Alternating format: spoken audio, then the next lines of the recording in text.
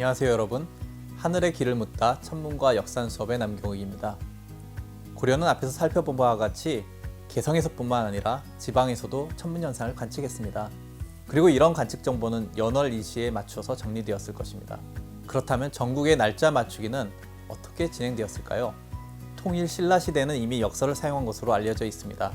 이 역서가 채용한 역법 가운데 하나가 선명력입니다. 선명력은 중국 당나라의 서앙이 만들었습니다. 822년부터 당나라에서 채택되어 892년까지 사용되었는데요. 선명력은 1년을 365.244유일, 1개월을 29.530591로 정했습니다. 이 선명력은 신라 말에 들어와서 고려 충선왕 때까지 표준으로 사용했던 것으로 알려져 있습니다. 선명력은 일식과 월식의 계산을 다른 역법들보다 더 정확하게 수행할 수 있는 특징을 지녔다고 합니다.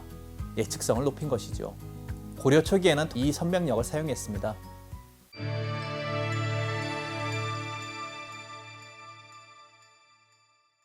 통일 신라와 마찬가지로 고려도 중국 대륙의 왕조들과 조공 첩봉 관계를 맺었습니다.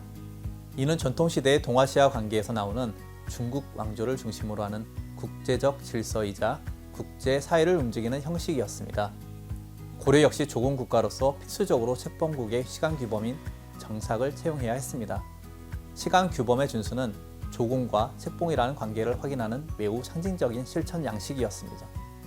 책봉국의 시간 규범은 연월일을 규정한 역서와 연호로 나타납니다.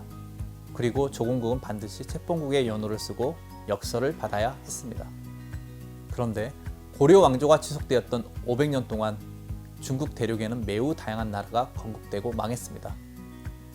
따라서 매우 다양한 왕조의 정삭을 채용해야 했는데요. 태조 때는 후당과 후진이 중국을 지배했고, 정종 때는 후안이, 광종 때는 후주와 송이, 선종 때는 요나라라고 불리기도 했던 거란이 건국되었습니다. 인종 때는 금나라가, 원종 때는 원나라가, 공민왕 때는 명나라가 세워졌지요. 그리고 우왕 3년에는 북원이 들어왔습니다. 이 다양한 국가들의 연호를 고려는 채용해야만 했던 것이죠. 고려는 후당에서 역서를 받았다는 기록이 있습니다. 책봉에서 역서의 수요는 중요한 의뢰로 여겨졌는데요. 그렇다면 후진, 후안의 역서도 고려에 전해졌을 가능성이 높습니다. 예를 들어서 994년인 고려 성종 13년에는 고려가 요의 사신을 보내서 고려군 포로송환을 요청했는데요. 이때 고려가 거란의 정삭을 채용했다는 사실을 분명히 밝혔습니다. 당시 고려는 거란의 시간 규범을 따르는 조공국이었기 때문이죠. 또한 1110년인 고려 예종 5년 송나라 황제에 올리는 표문에는 책봉한다는 명과 정삭을 반포한다는 것은 이미 요에서 받았으므로 별도로 송에 대해서는 이를 행하고 싶지 않다라고 적혀 있습니다. 이는 이미 요의 정삭을 채용하고 있었으므로 송과 조봉 책봉 관계를 또 맺고 싶지 않다는 의미죠.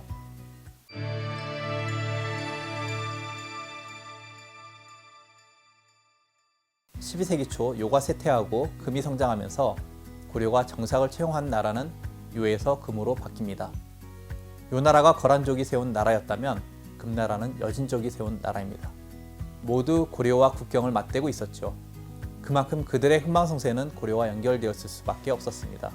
고려사의 연표에 따르면 1126년 4월에 고려가 금나라에 사신을 보내고 신하국이 되기를 청했다고 나옵니다. 이후 금의 공식적인 책봉을 받는 1142년까지 양국 사이에 15년 넘게 빈장 상태가 지속되었습니다. 그리고 1142년 5월 금에서 고려에 사신을 보내서 공식적인 책봉이 이루어졌죠. 고려사 연표에 따르면 고려 구정 11년이자 금나라 정대 1년인 1224년부터 금나라의 연호를 쓰지 않았다고 합니다. 그러므로 고려에서는 1142년부터 1224년까지 약 80년간 금나라와 조봉, 책봉 관계를 유지한 것으로 보이죠. 그러나 고려와 금 사이에서 금의 역서가 고려에 보내진 기록은 1136년 1월 금나라를 방문한 고려 사신이 등장한 금사에 딱 한 번 나올 뿐입니다. 고려는 일부 기간을 제외하면 거의 존속하는 내내 중국 대륙의 왕조들과 조봉, 책봉 관계를 맺었습니다. 이는 역사만을 주고받는 관계가 아니었습니다. 이 책봉국과 외교적인 통로를 통해서 고려는 대륙 왕조에서 사용하는 다양한 역법 지식을 습득할 수 있었습니다. 또한 이 역법 지식을 연구해서 자국에서 역설을 발행할 능력을 갖추는 일은 전통사에서 매우 중요한 과제였습니다. 책봉국의 역설을 받는 일은 외계적인 의뢰에 의한 일입니다. 하지만 조공 책봉 관계는 상황에 따라 쉽게 끊어지기도 하죠. 그래서 조공국은 형식적으로 책봉국의 정삭을 채용하지만 언제나 국가는 정확한 자국의 시간 규범을 자국의 백성들에게 제공해야 했습니다.